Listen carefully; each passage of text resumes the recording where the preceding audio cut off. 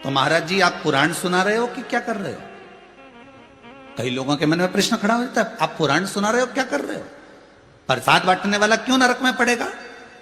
भाई भविष्य पुराण के अंतर्गत लिखा हुआ है, स्कंद पुराण में भी अंतर मिलता है, थोड़ा सा भाव मिलता है कि प्रसाद बांटने वाला नरक में क्यों पड़ता है। उसका कारण केवल एक है, प्रसाद बांटने वाला जब प्रसाद बांटने खड़ा होता है तो प्रसाद शादी में नहीं बंटता, प्रसाद किटी पार्टी में नहीं बंटता, प्रसाद कहीं ढाबे पर या होटल पर नहीं बंटता, प्रसाद धर्म की जगह पर बंटता है। कथा सत्संग भजन कीर्तन नाम जाप सुंदरकांड ये वो पूजन की जहां जगह होगी वहां प्रसाद बंटेगा। धर्म की जगह पर जब प्रसाद बंट रहा है और आप प्रसाद बांटने खड़े हुए हो, आपका वाला आया तो आपने हाथ को इतना फैला लिया और पराया आया तो हाथ को अपने छोटा कर लिया। अपने वाले को देखकर जो व्यक्ति धर्म की जगह पर खड़े होकर अन्याय कर जाता है, कपट कर जाता है, छल कर जाता है, बेईमानी और प्रपंच कर जाता है, मात्र प्रसाद दूसरे का और उसमें भी तुम बांटने में छल कर रहे। अपना वाला आया तो तू 2 पेड़ा ले ले और पराया आया तो तुम आधा ले लो, 1 ले लो। उस व्यक्ति को जिंदगी में रोना पड़ता है, नरक उसको भोगना पड़ता है।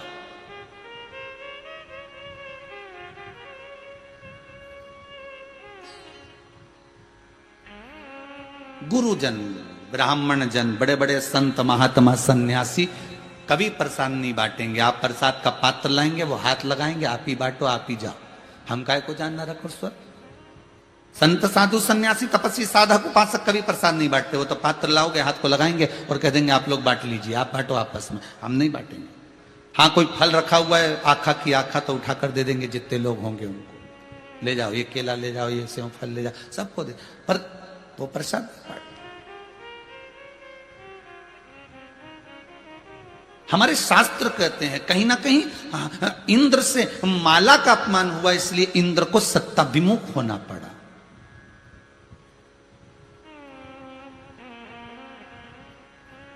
कहीं बेलपत्री का अपमान हो गया तो धन और बेबहू से विमुख होना पड़ा। कहीं तुलसी का अपमान, कहीं चरणामृत का अपमान, कहीं कोई प्रसाद हमें मिला हमने उसका अपमान। तो हमने बाती बात में उनसे कहा कि हमने कहीं पढ़ा है कि प्रसाद का अपमान यदि होता है या भगवान की जो चढ़ी हुई वस्तु है उसको आपको दिया गया और आपने उसका सम्मान नहीं करा तो आपको थोड़ा तो भोगना पड़ेगा। जब इंद्र अपनी सत्ता छोड़ सकता है, इंद्र की सत्ता पर दूसरा बैठ सकता है, मात्र एक माला के अपमान पर,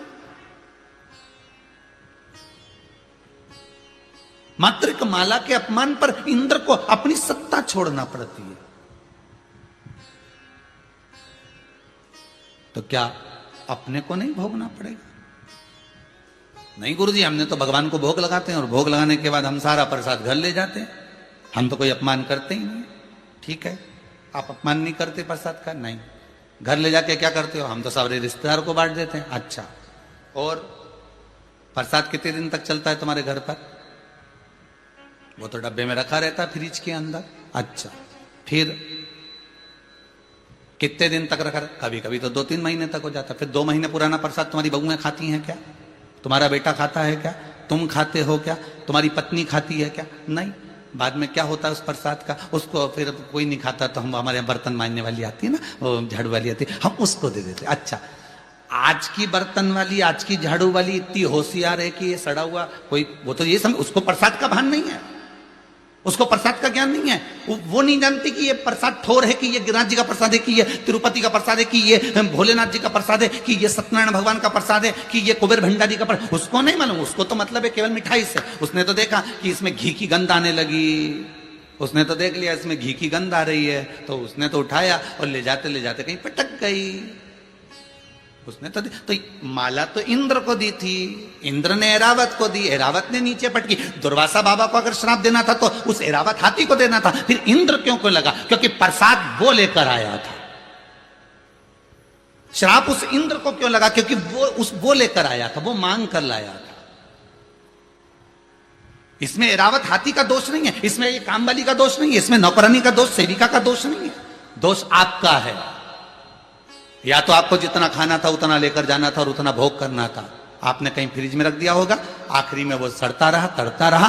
प्रसाद का मतलब आप लोग जानते होंगे, प्रसाद का मतलब होता है प्रभु का साक्षात दर्शन। प्रसाद, प्रभु जिसमें सदा विराजमान है।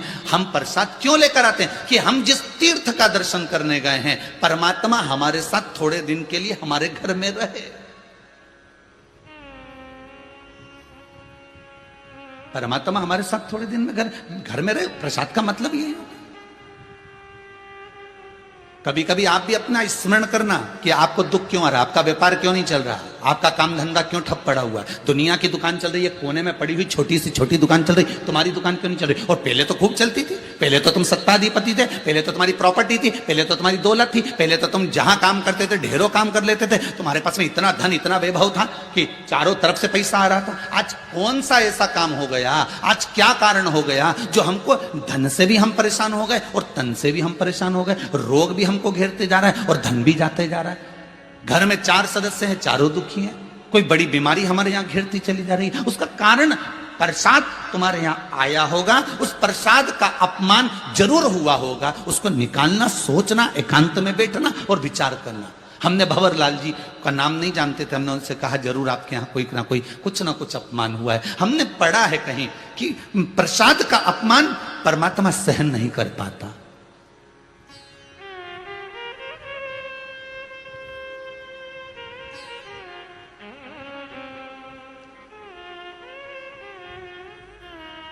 आप मानेंगे नहीं, दूसरी बार जब परिक्रमा में वो आए, उन्होंने आकर वहां पूछा कि वो सीहोर वाले शास्त्री जी आते थे, मिश्रा जी आते परिक्रमा करने, आए हैं क्या? हम उस समय नहीं गए। वहां के ब्राह्मणों ने बताया, पंडाओं ने, कि पूछ रहा थे कोई भंवरलाल जी आए थे। एक बार नहीं मिले, 2-3 महीना फिर एक बार मिलना हो गया दिवाली के समय पर। तो उन्होंने कहा, गुरुदेव गलती मेरी पत्नी से और मुझसे, हमसे हुई है। वो प्रसाद हम रख देते थे फ्रिज में और वो प्रसाद बाद में इधर उधर फेंक दिया जाता था। गलती हो गई, उसकी क्षमा क्या है? उसके लिए सॉरी संबोधन क्या है?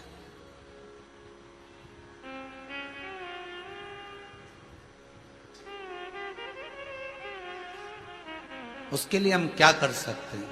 क्षमा एक ही है, आगे से गलती ना हो। गलती को अगर संवारना है तो आगे गलती ना हो उसका स्मरण करें। उन्हें काम भोग नहीं लगाएं क्या? बिल्कुल लगाओ, खूब लगाओ। प्रसाद नहीं ले जाएं, खूब ले जाओ भर के। पर जिसको प्रसाद दो तो डब्बे के ऊपर एक स्लिप लगा कर दे देना कि ये प्रसाद तुमको। जैसे मिठाई वाले बंगाली मिठाई देते हैं, मिठाई वाले दूध की मिठाई देते हैं, तो उस पर एक स्लिप लगा देते हैं, इसको 24 घंटे में यूज करो, 24 घंटे में निपटा जाओ, नहीं तो ये बेकार हो जाएगी और हमारी दुकान की जवाबदारी नहीं होगी। बोला सही है कि गलत है? बड़ी बड़ी दुकानों पर अगर आप मावे की मिठाई ला रहे हो, आप अगर बड़ी बड़ी दुकानों से दूध की मिठाई ला रहे हो, बंगाली कोई पीस ला रहे हो, बंगाली कोई मिठाई लेकर आ रहे हो, कोई अच्छी चीज लेकर आ रहे हो, तो उस पर डब्बे पर लिख दिया जाता है 24 घंटे में प्रयोग कर लेना, 24 घंटे के बाद हमारी गारंटी नहीं है। उसी तरह प्रसाद को देते समय तुम क्यों नहीं कहते कि ये तुम्हें अभी इतना समय तक खाना है? हम तो इस व्यासपीठ से बार बार तुमको कह देते हैं कि बेलपत्री अगर खाना है तो रात्रि होने से पहले खा लेना। इस व्यासपीठ से जो नियम है वो पूरे पूरे बताए जाते हैं कि बेलपत्री खाना है, आप रात्रि के पहले पहले खा लो। रखना नहीं, बेलपत्री जो औषधि के लिए दें उसको रात को नहीं रखना। और आपने कई बार कथाओं में सुना भी होगा ये बात, हमने बार बार कही है, बारंबार कही। उस प्रसाद के महत्व को जाने। कहीं तो हमसे गलती हो रही है। आप आए नहीं, सुबह हो गई, मेरी पूजा की थाली धरी की धरी रहे। क्यों नहीं आ रहे? क्यों नहीं? तेरी पूजन को भगवान बना मन मंदिर आलीशान। हमने घर में बहुत बड़ा मंदिर बनाया, बहुत बड़ा मंदिर आपने घर के अंदर बनाया, भगवान को बिठाया अभी। भगवान कभी नहीं कहता कि तुम घर में मंदिर बनाओ। कभी आया भगवान कहने के लिए? नहीं। तुम्हारे यहाँ आया हो, जितने आस्था चैनल पे कथा सुन रहे हो ना, और जितने फेसबुक यूट्यूब पर सुन रहे हो, तुम्हारे यहाँ आकर कभी भगवान ने कहा कि मेरे लिए तुम घर में मंदिर बनाओ, बंगला बनाओ तो पहले मेरा मंदिर बनाओ? भगवान ने ये बात कही क्या? नहीं। ये तो हमारे भीतर का भाव है कि अपन ने अच्छा बढ़िया कमरा बनाया है, मकान बनाया है, तो क्यों ना अपन एक भगवान का मंदिर बना ले। छोटा भगवान को तो कहीं ना कहीं तो विराजमान करना पड़ेगा। तो अपने लकड़ी का मंदिर लिया, मार्बल का मंदिर लिया, पत्थर का मंदिर लिया, तो अपने घर में उसको फिट कर दिया। वृंदावन का तो वहां से मूर्ति लिया। ये आपके भीतर का भाव है। पर शिव महापुराण की कथा कहती है भगवान कभी नहीं कहता कि तू मेरा मंदिर घर के अंदर बना। भगवान तो कहते हैं अपने मन को मेरा मंदिर बना ले, मुझे घर में नहीं रहना। भगवान कहते मुझे तेरे दिल में रहना। आप दिल में ही तो नहीं रख पा रहे। भगवान कभी नहीं कहता कि मुझे तेरे घर के मंदिर में रख। भगवान कहता है तू अपने दिल को मंदिर बना। मन मंदिर आलीशान।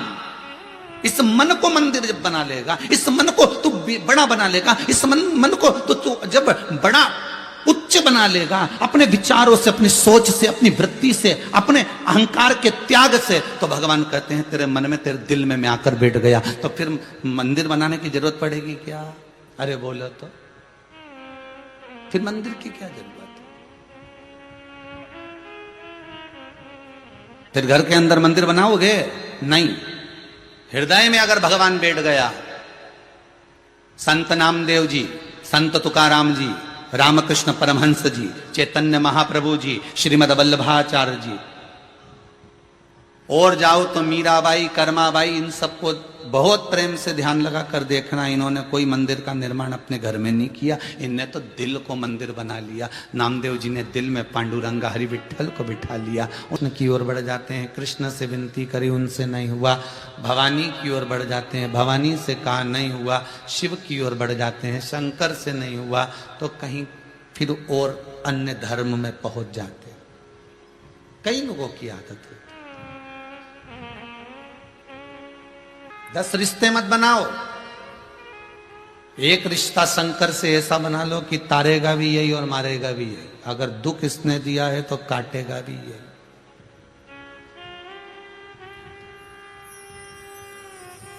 कोई पूछ रहा था गुरुजी दुख कैसे कटता है, तो हमने कहा भगवान का भजन करो, इससे बढ़कर और क्या सुख है। 3 चरणारविंद और एक जगह जाकर अपनी